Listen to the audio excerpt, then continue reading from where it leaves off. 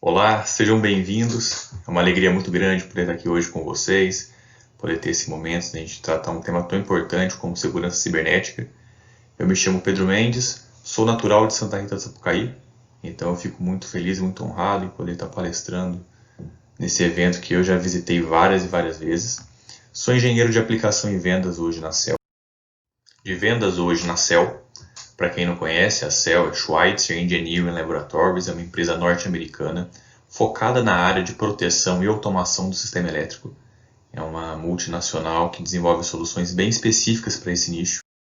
Aqui no Brasil, a CEL já está presente desde 2000, com a sede lá em Campinas, desenvolvendo soluções para todas as empresas de energia do setor.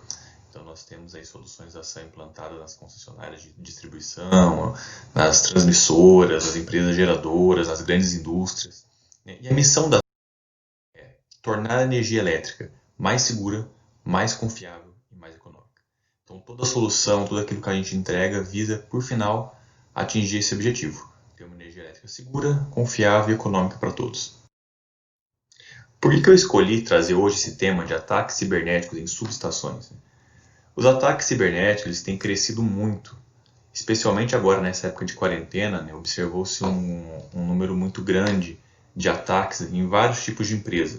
Essa notícia, por exemplo, ataques de hacker contra empresas disparam durante a pandemia. O número de golpes ligados ao coronavírus aumentou em 300%, alerta FBI. Só que esses números eles não estão restritos apenas, a gente pensa muito em ataques a pessoas, ataques a bancos de dados de empresas, a bancos, ataques voltados a instituições econômicas. Essa realidade, na verdade, também afeta o sistema elétrico, né? Essas duas notícias que eu estou apresentando aqui são as notícias de ataques voltados ao mercado de energia.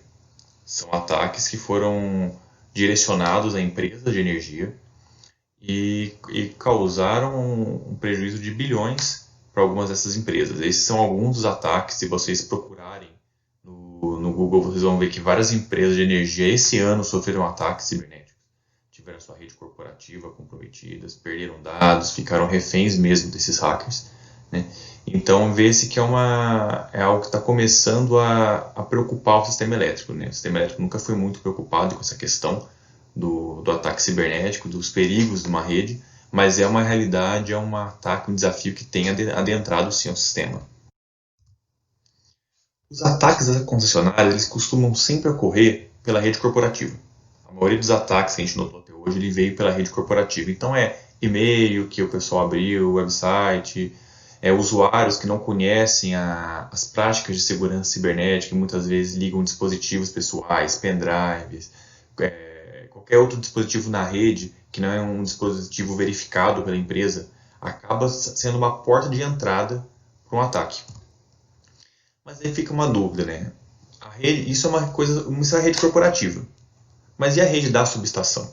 Porque a subestação de energia, não sei se todos estão familiarizados com ela, ela possui equipamentos como transformadores, os disjuntores, os relés de proteção e plataformas de automação e plataformas computacionais. E você tem muitas vezes lá dentro uma rede, seja serial, seja uma rede Ethernet. As redes Ethernet elas estão cada vez mais comuns nas subestações de energia. Então, cada vez as empresas têm direcionado mais suas soluções para soluções Ethernet, que permitem uma melhor interligação entre os componentes, velocidades melhores. É para onde caminha mesmo o futuro. No momento que você tem uma rede Ethernet dentro da sua subestação, e se essa rede ainda está comunicando com uma rede externa, subindo dados, você tem ali um caminho para um ataque cibernético. Só que essa noção, a rede Ethernet dentro da subestação, ela evoluiu antes de ter evoluído a segurança cibernética para dentro da subestação. Então, esse cuidado com os ataques cibernéticos, eles não foram crescendo a mesma proporção que as redes foram crescendo. Então, nós temos aí várias subestações utilizando uma rede Ethernet com todos os equipamentos praticamente interligados, mas você não vê um requisito de segurança cibernética. Então vamos falar sobre um ataque real que aconteceu em uma subestação.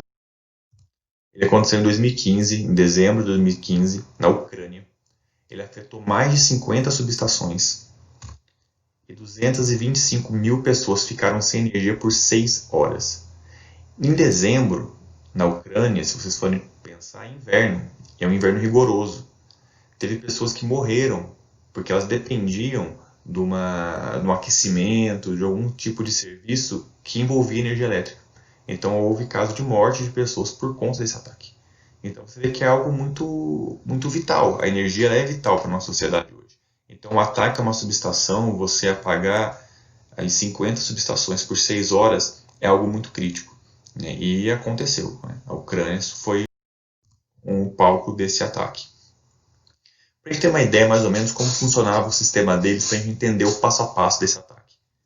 Aqui nós temos a rede corporativa, né, que a gente costuma chamar dentro do sistema elétrico, a gente chama de TI. Normalmente a gente se refere a essa rede como TI. Tá? Então, se algumas vezes durante a apresentação eu falar TI, TI, estou me referindo à rede corporativa. Aqui estão os e-mails, os servidores, o pessoal loga, o website, todos estão aqui. E aqui é a rede da subestação, que a gente também chama de TO. Algumas vezes nós nos referimos a essa rede como TO, é a rede da subestação. Então é a rede onde os equipamentos da subestação estão interligados, trocando informações e fazendo as suas funções. O primeiro passo desse ataque, né, começou em março, o ataque foi em dezembro. Mas o primeiro approach, digamos assim, o ato inicial aconteceu em março. Foi um e-mail malicioso que tinha dentro um malware chamado Black Energy 3, que ele entrou no sistema corporativo da empresa ucraniana, né, através de um e-mail. Depois que esse malware entrou, ele utilizou a rede para fazer um mapeamento, ele mapeou a rede. Ele estava buscando onde é que estava o dispositivo, o servidor, que tinha todas as credenciais. Então ele fez o mapeamento da rede, entendeu como que era a rede corporativa e localizou o servidor onde estava o Active Directory, que era onde tinha as credenciais que ele precisava. Ele acessou, ele obteve essas credenciais, estabeleceu uma VPN com a rede da subestação. Então, através da rede corporativa, ele foi capaz de fazer uma VPN e adentrar a rede da subestação. E dentro já da rede da subestação, ele entrou e ganhou acesso às IHMs, né? As interfaces homem-máquinas, aos concentradores, que a gente pode ter uma ideia como se fossem grandes computadores que podem fazer o controle dessa subestação. Através deles, você tem acesso a todos os equipamentos da subestação. Então ele obteve controle sobre o IHM e utilizando esse sistema ele fez a abertura manual de todos os disjuntores. Então ele mandou um sinal para que todos os disjuntores da subestação abrissem, então desenergizasse a subestação. E além disso ele foi e fez um ataque aos call centers. Ele chegou a mandar várias ligações espúrias, sobrecarregar a rede de call center, para que quando o consumidor ligasse para reclamar, eu estou sem energia, a concessionária não fosse avisada. Então eles não receberam notificação imediatamente de que houve um problema, de que algumas subestações estavam sendo manejadas, tinham sofrido um ataque. Porque os consumidores não conseguiam falar no call center, porque o call center também foi desativado.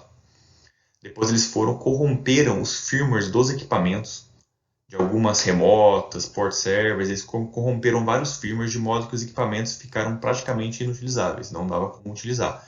Muitos desses equipamentos eles tiveram que trocar até mesmo o hardware, porque o firmware não conseguiram fazer a troca de firmware, a atualização de firmware desses equipamentos. Então foi algo muito grave. E por fim, eles fizeram uma formatação nos discos rígidos, apagaram várias informações, inclusive, digamos assim, os rastros deles, né, de modo que não foi possível encontrar quem foi que fez algum tipo de rastro que permitisse a localização desse ataque. Então você vê que foi um ataque muito bem estruturado, né? Demorou 6 horas para conseguirem restabelecer energia, teve que ser manual, os engenheiros e técnicos tiveram que ir presencialmente na subestação fazer a recomposição da energia. Então você vê que foi um ataque que começou em março, como eu disse, o primeiro e-mail, o primeiro dado aconteceu em março e foi finalizado em dezembro.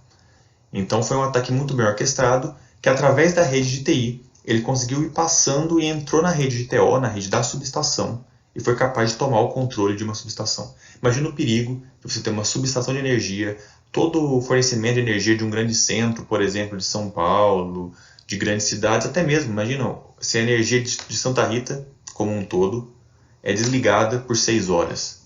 O que isso afeta as indústrias? Como isso afeta o próprio dia a dia, conforto dos usuários, como é que isso afeta o hospital, por exemplo, as iniciativas do Inatel. Então é muito grave a gente saber que a subestação de energia hoje está muito suscetível a esse tipo de ataque. Mas quem é o responsável? Quem é o dono dessa rede dentro da subestação? Né? É o pessoal que cuida normalmente da rede corporativa, então é o pessoal que cuida da TI, né? o departamento de TI, ou seriam os engenheiros que cuidam da subestação? Os engenheiros de automação, os engenheiros eletricistas que cuidam da automação da subestação, quem que é o responsável? O ambiente de TI e o ambiente de TO são ambientes bem diferentes. Tem requisitos diferentes, tem filosofias diferentes de funcionamento, até mesmo objetivos muitas vezes diferentes. Por isso, nós entendemos que o ideal é que a segurança da subestação, a segurança cibernética da subestação, fique por conta da equipe de TO, da equipe que está na subestação. Então, fique por conta dos engenheiros de automação, engenheiros de telecomunicação, engenheiros eletricistas, que vão estar atuando ativamente na subestação. Sem sombra de dúvidas, tem que haver uma cooperação entre as áreas. É necessário que as áreas se conversem, é necessário que as áreas troquem ideias, troquem planos, porque existem pontos de interconexão.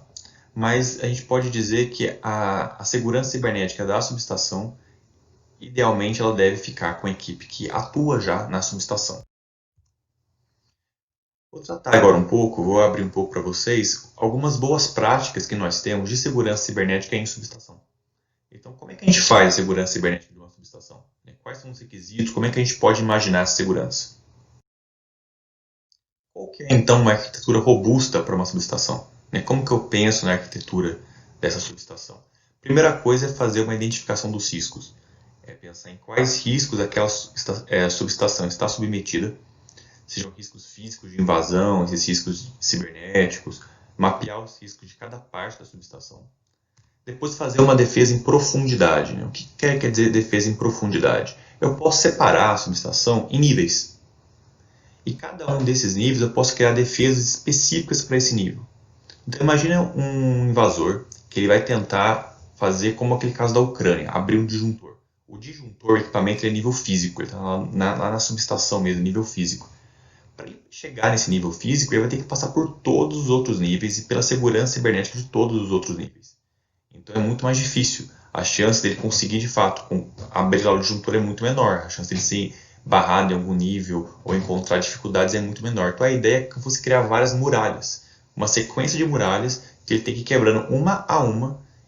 E assim que ele vai quebrando também, tem a chance de alguém detectar aquela presença e impedir, né, e já cortar o acesso antes que ele chegue, na verdade, na subestação, nos equipamentos de nível físico. Né? E implementar controles que sejam efetivos, que sejam plausíveis e viáveis para a realidade daquele cliente. O nível físico é o primeiro nível. É nele que se encontra, por exemplo, o disjuntor, o gerador, o transformador. São aqueles equipamentos mesmo que a gente chama de equipamento de pátio, aqueles equipamentos grandes da subestação que não possuem muitas vezes comunicação nem nenhum tipo de inteligência. Não há comunicação digital normalmente neles. E o objetivo da proteção desse nível é você limitar o acesso físico. Porque a subestação de energia, muitas vezes, ela não é tão protegida fisicamente. Tem várias subestações que para você entrar nela, basta fazer um sinal para o porteiro. Só até brinca que tem subestação que ela é digital, a entrada é digital. Né? Você faz assim para o porteiro, lá o cara da portaria faz assim para você e você entra com o seu carro. Então o primeiro nível de segurança cibernética é nível físico. A gente às vezes imagina que o mundo físico, esse mundo de entrada, não entra na segurança cibernética, mas entra assim. Né? Então você delimitar um perímetro físico e impedir o acesso de pessoas não autorizadas a esse perímetro físico é o primeiro requisito que tem que ter em uma subestação com uma proteção em sua rede. O segundo nível é o que a gente chama de nível de proteção. Por que proteção? Porque aí estão os equipamentos de proteção, medição, que fazem, digamos assim, o primeiro nível de inteligência da sua subestação. Então, a tensão e a corrente, que são medidas pelos transformadores, são enviados a esse equipamento e esses equipamentos vão trabalhar e fazer a proteção da sua subestação. A CEL, como eu disse, é uma empresa voltada para a área de proteção e automação. Então, nós fornecemos vários equipamentos desse nível 1, que é o nível físico. Já começa a ter uma comunicação digital. Esses equipamentos já possuem protocolos Ethernet, já possuem lógica, já são equipamentos que têm uma inteligência. Né? E o objetivo dele é você limitar a interação direta com o usuário. Então, uma das maneiras de proteger é impedir que um usuário vá diretamente no relé de proteção e faça algum ajuste ou dê algum comando. Então, tem que ser feito maneiras de proteger com senhas, com proteção física mesmo das portas que não estão sendo utilizadas, de modo que ninguém conecte fisicamente o equipamento diretamente naquele relé, naquele medidor, naquele servidor de portas, para que não seja feito um acesso. Né? Esses equipamentos possuem muitas vezes alarmes, que dão respostas de eventos que estão ocorrendo. Então, você monitorar esses alarmes, muitas vezes esses alarmes são ignorados, mas você tem um monitoramento constante desses alarmes, pode te indicar que alguém está tentando invadir algum desses equipamentos, alguém está tentando invadir um relé, um medidor, fazer alguma alteração de ajuste. Então, é muito interessante fazer esse monitoramento dos alarmes. E simplicidade. Sempre, sempre, sempre buscar simplicidade. Uma rede mais simples, ela possui menos pontos de entrada, menos pontos de ataque, ela é mais fácil de ser diagnosticada, ela é mais fácil de ser monitorada. Então, uma outra estratégia para esse nível, para o nível 1, é manter a rede o mais simples possível. Trouxe aqui de exemplo, né, um manual de um relé da Cell com alguns alarmes. Então, a gente vê que tem alarmes, por exemplo, para software, alarmes de algum problema no hardware, tem alarme se alguém está tentando invadir o relé e está colocando a senha errada, alarme para falar que foi feita alguma mudança, então se teve alguma mudança de ajuste, você tem alarme também que indica isso. Então o equipamento ele tem vários e vários alarmes que podem indicar várias funções, vários problemas que ele possa estar passando ou invasões que ele possa estar sofrendo. Então se você faz um monitoramento de alarmes, você pode receber a notificação de que alguém está tentando mexer no seu equipamento e agir o quanto antes, não esperar 6 horas, como foi o caso da Ucrânia, para você ter de fato uma ação. Aqui está exemplo de uma tela que pode ser criada. Você pode criar uma tela, por exemplo, com uma seção de segurança. Lá estão todos os alarmes da sua subestação, esses alarmes dos relés, né, dos medidores. Então você pode criar uma área só de segurança e ficar sempre monitorando. Viu que algum daqueles alarmes apitou, né, te deu um sinal de que alguém tentou fazer algo com o relé, você já manda uma equipe e já faz toda a averiguação do que está acontecendo lá. E você já consegue impedir que uma pessoa entre na sua rede e faça, né, alguma manobra, algum tipo de ajuste indesejado. Um outro lado muito importante dentro desse nível 1 é a questão do firmware com assinatura digital. Lembra que eu comentei que no caso da Ucrânia eles corromperam os firmwares de alguns equipamentos? Então eles conseguiram inutilizar vários equipamentos corrompendo o firmware. Por quê? Mandavam um firmware com erros, o equipamento aceitava aquele firmware, quando ele implementava, travava. Então é importante que o firmware ele tenha uma assinatura digital. Por exemplo, no caso da Cell, nós temos, né, uma assinatura digital em nossos firmwares e o nosso relé não aceita um firmware que não seja com essa assinatura digital. Então, se alguém tenta implantar um firmware corrompido, o relé não vai aceitar. Ele não coloca nem para dentro da sua memória, então ele não tem perigo de ser travado. Então, outro requisito muito importante é exigir que os equipamentos possuam um firmware com assinatura digital. O nível 2 é o nível de automação. É nesse nível que você vai ter os equipamentos responsáveis por fazer a automação e automatização de toda a sua subestação. Então você vai ter aí os CLPs, os switches, as plataformas computacionais, então toda a parte, digamos assim, mais inteligente da sua subestação, aquele que é responsável mesmo pela rede da subestação, pelas lógicas mais complexas, vão estar em nível 2. E o nível 2 requer alguns cuidados muito específicos, como, por exemplo, um monitoramento contínuo dos ajustes e das versões de firmware do nível 2 e nível 1. Porque os equipamentos, primeiramente, ele tem ajustes. Então você vai ajustar seus equipamentos para que eles funcionem dentro daquela configuração. É necessário ver se a sua rede não sofreu nenhum tipo de atualização, alteração, que seja necessário fazer uma alteração em algum ajuste, porque ela pode funcionar de modo inadequado com o ajuste antigo. E a versão de firmware, porque muitas vezes são descobertas vulnerabilidades em firmwares. A gente vê o próprio caso do nosso computador, quantas vezes nós fazemos atualizações porque foi descoberta uma vulnerabilidade no sistema operacional. Então, os firmwares dos equipamentos, os protocolos de comunicação, às vezes reportam uma vulnerabilidade.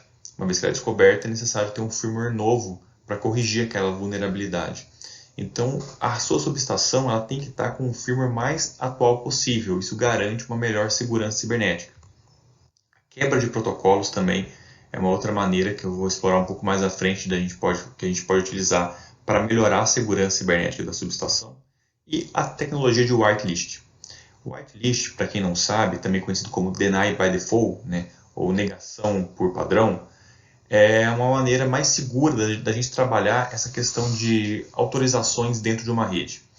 Para pegar um exemplo mais do nosso dia a dia, o antivírus, como é que ele funciona normalmente? Ele tem uma blacklist, ele tem uma lista de todos os softwares, todos os malwares, os vírus, né, que estão catalogados. Se ele detecta algum daqueles nomes ou algum daqueles arquivos na rede, no computador, né, ele vai lá e atua e faz algum tipo de protocolo para eliminar aquela ameaça. Então ele vai fazer assim, ele vai deixar todo mundo passar, vamos imaginar se deixa todo mundo passar, e barra apenas aqueles que estão na lista. Então seria como se a gente tivesse vamos imaginar um prédio, então você tem um fluxo contínuo de pessoas e tem um guarda na porta que tem uma lista das pessoas que não podem entrar no prédio. Então vai entrando todo mundo, quando ele percebe alguém que não pode entrar, ele barra. Isso é o blacklist. Qual que é o problema? Imagina que foi lançado um vírus, algum problema novo hoje. Como é que esses softwares já vão ter na lista blacklist? Ele não vai causar algum dano para várias redes, várias empresas, vários computadores, até que alguém catalogue e coloque-o na blacklist? Então não seria mais interessante, mais inteligente fazer ao contrário, fazer uma whitelist? Você faz uma lista de quem pode entrar, quem está autorizado a entrar. Então você faz lá uma lista que quem não está na lista não entra. Então, como eu falei, deny by default, né? Negação por padrão. Então, se vem um pacote, ele não está na lista dos pacotes que podem trafegar naquela rede, ele já é bloqueado. Então, esse lista também é conhecido como whitelist. É a maneira mais segura de se trabalhar hoje essas autorizações, o tráfego dentro de uma rede. Eu trouxe essa notícia sobre um ataque que um hacker fez a uma subestação, explorando a vulnerabilidade que ele encontrou em um protocolo da norma IEC 61850. A norma IEC 61850 é uma norma que regulamentariza alguns protocolos, um deles muito usado em subestações, que é o GUSI, o outro também que é muito usado, que é o MMS, que foi o protocolo, no caso, que tinha essa vulnerabilidade. Então o hacker descobriu a vulnerabilidade nesse protocolo e, utilizando essa vulnerabilidade, ele foi capaz de controlar os equipamentos de proteção de uma subestação. Então aí está o perigo da gente ter equipamentos com softwares defasados. Se você tem dentro do seu relé um firmware, um software, um firmware que ele está atualizado, a chance dessa vulnerabilidade já ter sido corrigida é muito maior. Por isso é muito importante que se garanta que os equipamentos estão sempre com a última versão de firmware. Uma outra estratégia para melhorar a segurança cibernética em nível 2 é realizar a quebra de protocolo. O que seria isso? Seria você colocar um dispositivo intermediário entre o cliente e o servidor. Então, entre, por exemplo, o engenheiro que está na área de acesso de engenharia e os relés que estão lá na subestação. E esse dispositivo fazer a conversão de protocolos. Então, vamos dar um exemplo aqui. O cliente vai conversar em DNP3, vai reportar para o relé, para o equipamento da subestação em MMS. Ele vai subir essa comunicação em MMS e depois o equipamento vai converter para DNP3 e subir para o cliente em DNP3. Essa quebra de protocolo ela acaba ocasionando uma verificação daquele payload e um firewall automático na sua aplicação. Então, você tem mais um nível ali de acesso em que algum tipo de alteração, algum pacote malicioso pode ser detectado e impedido de trafegar livremente pela rede. Então, a quebra de protocolo também é uma estratégia que pode ser usada em nível 2. Hoje, como que funcionam as redes convencionais da subestação? Normalmente, é redes plug and play. Então, os switches que operam normalmente nas redes são switches plug and play. O pessoal faz o mínimo de ajuste possível. Essa é a realidade que a gente encontrou hoje no sistema elétrico. Então, são switches que requerem o mínimo de ajuste possível. A recomposição, no caso de alguma falha, ela é dinâmica e muito lenta. O que isso quer dizer? Você tem toda uma rede configurada. Quando tem uma falha, um link, no que houve a falha, o equipamento detecta a falha, e aí ele vê como que estão os outros links, e aí ele começa a fazer um processo de recomposição da sua rede para que os pacotes daquele link não sejam perdidos. Então, todo o processo de pensar naquela recomposição é feito depois que a falha é detectada. Então, isso toma tempo. Tem um tempo do equipamento, do switch, processar todo aquele movimento, qual o link que falhou, então quais são as outras possibilidades de porta, de comunicação que eu posso ter. Então isso tudo tem um tempo aí de processamento, né? E ele permite um tráfego que por padrão ele é multicast, né? Chega um pacote, ele vai replicar para todas as portas. Essa é a realidade dos switches hoje. A maioria dos switches de subestação funcionam assim. Todo o processamento, né, das lógicas que ele tem de reconfiguração, assim como as regras, né, de para qual porta vai em cada pacote, estão todas no mesmo equipamento dentro do switch. Uma alternativa, então, para as redes convencionais são as redes SDN. SDN quer dizer Software Defined Network, ou redes definidas por software. É um tipo de rede, uma tecnologia que permite redes muito mais rápidas, muito mais confiáveis e muito mais seguras. Para a gente ter uma ideia do que seria o SDN, a gente pode dividir um switch em dois planos, o plano de dados e o plano de controle. O plano de dados é responsável por pegar a informação que ele recebeu, o switch recebeu aquele pacote, e passar para uma outra porta. É isso que o plano de dados faz. Ele faz a parte, digamos assim, mais manual, né, do switch, que é pegar uma informação de uma porta e replicar para outra porta. O plano de controle é onde tem a inteligência verdadeira do switch. É lá que estão as regras definidas. Quais pacotes, qual pacote de uma porta manda para outra porta, quais os possíveis caminhos que aquele pacote pode percorrer na rede, se uma porta falhar, qual outra porta que eu vou habilitar como backup dela, por onde eu vou trafegar aquele pacote agora. Então, toda essa parte de inteligência, as decisões do switch são tomadas dentro do plano de controle. O SDN ele separa os dois planos. Ele separa o plano de dados do plano de controle. Então você vai ter um controlador, que o controlador vai ser a inteligência do switch. Esse controlador é um equipamento externo, você pode imaginar como uma plataforma computacional, um computador robusto, que ele vai estar externo, e ele vai ser a inteligência do seu switch. Então alguém vai vir e vai colocar as regras dentro desse controlador. Vai definir quais pacotes vão trafegar naquela rede, qual pacote vai trafegar em cada porta, qual tipo de protocolo aquela porta vai permitir passar, por onde, e os possíveis problemas que a rede pode ter e configurações que ela pode adquirir para poder contornar aqueles problemas. Então, se falhar o link da porta 1, o protocolo da NP3 está passando pela porta 1, agora vai passar pela porta 5. Então, toda a reconfiguração da rede é feita também já automaticamente no controlador, né? As regras da reconfiguração da rede é feita no controlador. Então, o controlador ele vai ter um monte de regras, um conjunto de regras sobre como cada pacote e cada porta vai ser conduzida. Os switches vão receber essas regras e vão já ficar implementados nele. Então, o switch não vai ter que pensar. Sempre que ele vê um pacote ou tiver algum problema de configuração em algum link, alguma porta, ele não vai ter que fazer um processamento interno, trocar comunicação entre todos os switches e decidir qual é o novo trajeto ou o que fazer com aquele pacote.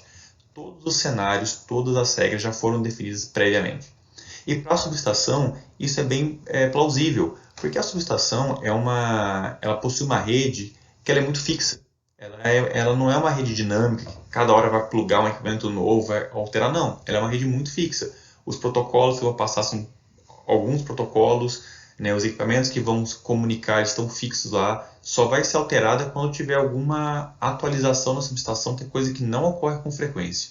Então ele é uma maneira muito útil da gente, é um sistema muito útil de estar na subestação, porque além de você economizar um tempo gigantesco nas reconfigurações, imagina quando você tem um problema numa porta, e até ela se reconfigurar no modelo tradicional, ela tem que fazer todo aquele processamento de pensar qual porta vai ligar em cada switch para aquele pacote que veio, né, de A continuar chegando em B.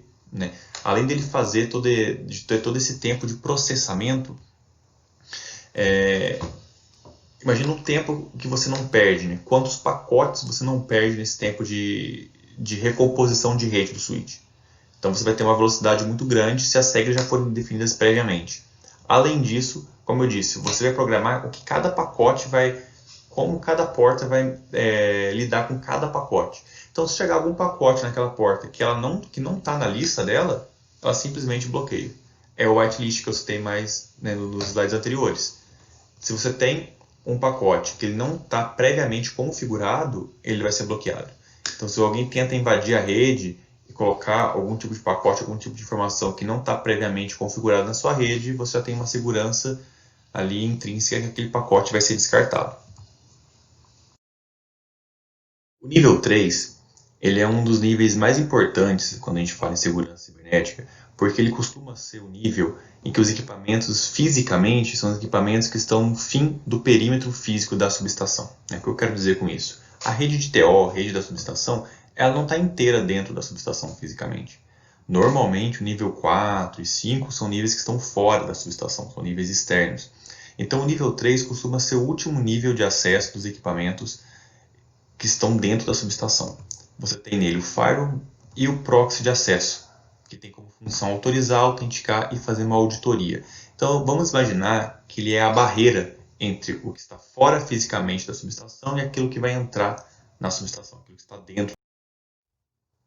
Nesse slide a gente tem um exemplo de uma rede de pequeno porte, de uma subestação pequena. Aqui a gente consegue ver o perímetro físico como esse retângulo pontilhado em volta da subestação. Então a informação que está vindo de fora da subestação, ela passa aqui por alguns multiplexadores, uma rede de telecom toda que vai receber essa informação. Mas antes da informação entrar mesmo na subestação, ela entrar nos equipamentos que, digamos assim, são o centro da subestação, que são os relés, os concentradores, os computadores, ela passa por um firewall, por um roteador, que é essa ideia do nível 3. Aqui estaria o nível 3. Então a gente pode imaginar ele como mesmo o último nível de segurança interna da subestação. Uma subestação maior, uma subestação de grande porte, ela costuma ter até 2 níveis de segregação, de fronteira lógica, que a gente chama. Então a informação é recebida aqui pelos multiplexadores, por todo aquele equipamento de telecom. A informação enfrenta uma primeira barreira lógica, então tem o primeiro firewall que vai fazer o bloqueio então, de acesso indesejado, de qualquer tipo de ameaça à sua subestação. Vai vir para o que a gente chama de DMZ, que é uma zona desmilitarizada, definida como uma zona que ela em si não possui recursos de segurança cibernética, mas ela é protegida por 2 barreiras que possuem recursos, então você pode ver aqui os 2 firewalls. Então dentro dessa zona você vai ter às vezes um acesso de engenharia, um IHM, equipamentos assim que a gente chama dentro da engenharia elétrica, dentro do sistema de potência de mais alto nível de comunicação. Você vai ter uma segunda barreira, e aí sim você vai entrar nos relés, nos PLCs, nas plataformas computacionais, em toda a parte mais, a gente pode dizer que é o coração da subestação, aquilo que o hacker, aquela pessoa que vai tentar invadir uma subestação está almejando. Então essas são umas maneiras da gente segregar e criar mais barreiras dentro de subestações maiores. O acesso direto, pessoal, a um equipamento ele é sempre muito inseguro. Então imagina que a gente tem aqui um acesso telnet, por exemplo. Então um engenheiro está lá no SCADA, no acesso de engenharia, ele deseja falar com um relé, com algum tipo de equipamento. Ele faz um acesso direto por telnet. E ele recebe a resposta direta também por telnet. É um acesso rápido, mas possui algumas desvantagens. Você não tem nenhum tipo de controle de acesso.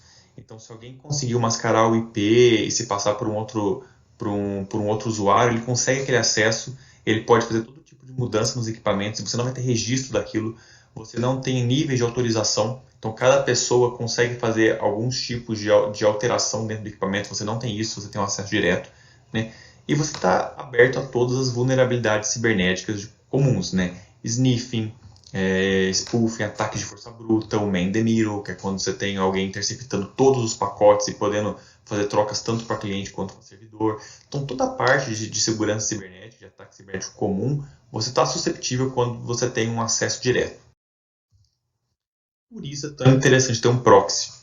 O que é o proxy? O proxy você pode entender basicamente como um equipamento intermediário de comunicação. Uma definição bem assim rudimentar.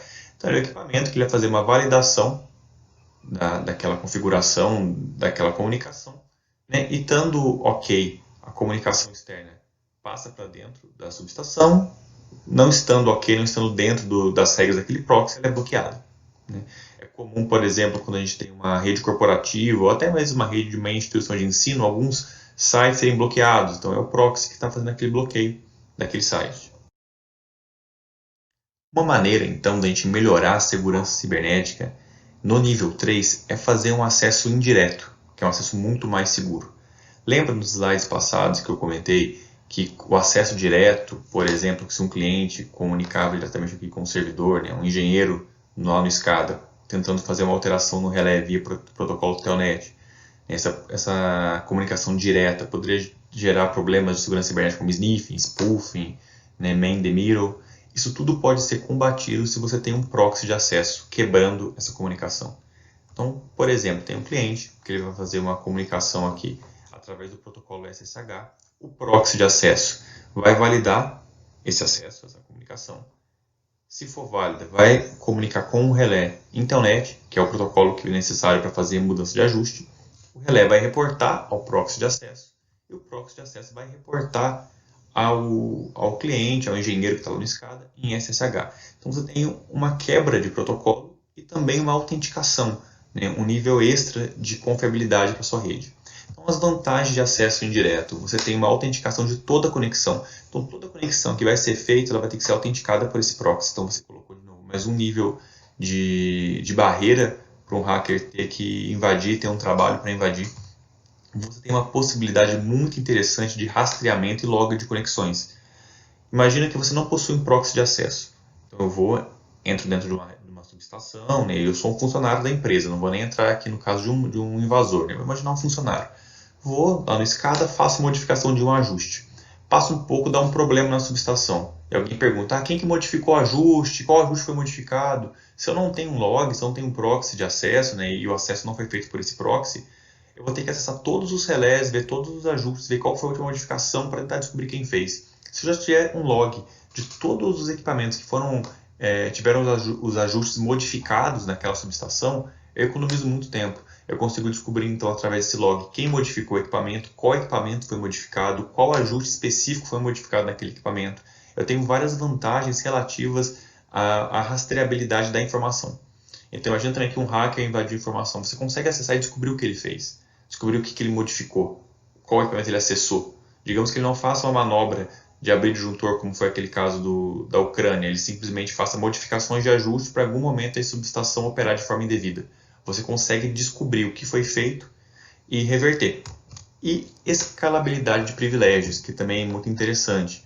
O ideal dentro de segurança cibernética é que as pessoas possuam credenciais para fazer funções específicas, que eles não ajam além daquilo que a competência da pessoa permite. Por exemplo, um engenheiro, que ele é responsável pelos relés de proteção. Vocês concordam que não faz sentido ele mexer com, por exemplo, equipamento de automação, se eu tenho dentro da mesma empresa uma outra equipe que mexe com automação? Então eu tenho lá um relé de proteção e eu tenho um CLP. Uma equipe é dona do CLP, uma equipe é dona do relé de proteção. Por que o engenheiro de proteção vai ter acesso ao CLP se ele não está dentro das funções dele, ou muitas vezes ele pode nem ter o conhecimento necessário para operar aquele CLP? Então, com uma escalabilidade de privilégios, você coloca uma autenticação, digamos assim, para cada usuário, sendo que cada usuário ele pode mexer num número X de equipamentos ou em equipamentos específicos, ele possa fazer funções específicas naquele equipamento. Então, por exemplo, vai ter usuário que ele só vai poder ler ajuste de equipamento, ele não vai poder modificar. Tem usuário que ele pode ler e modificar, mas só de alguns equipamentos. Tem usuários que vão poder ler e modificar de outros equipamentos. Assim, você restringe o acesso dos usuários a alguns equipamentos. Então, se você tem um hacker que ele consegue roubar uma credencial de um usuário, ele muitas vezes não vai ter acesso a toda a subestação. Ele vai ter acesso a equipamentos específicos da subestação, ou até mesmo um funcionário que seja descontente com a empresa, ou um funcionário que às vezes quer mexer demais, aprender demais e mexe com um equipamento que ele não deveria estar mexendo. Então, você consegue prevenir tudo isso fazendo um acesso indireto via um proxy de acesso, graças a essa escalabilidade de privilégio, né? A gente chama esse tipo de proxy AAA. Por que AAA? A de autenticar, o outro A de autorizar e o outro A de auditar.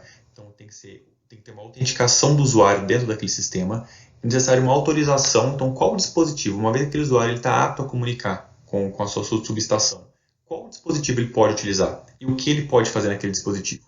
E por último, você tem um registro de tudo que foi feito. Então você sabe reportar, né, para algum chefe ou para alguma equipe o que foi feito dentro daquele equipamento. Você tem um log de tudo que foi acessado, né, o que é muito interessante.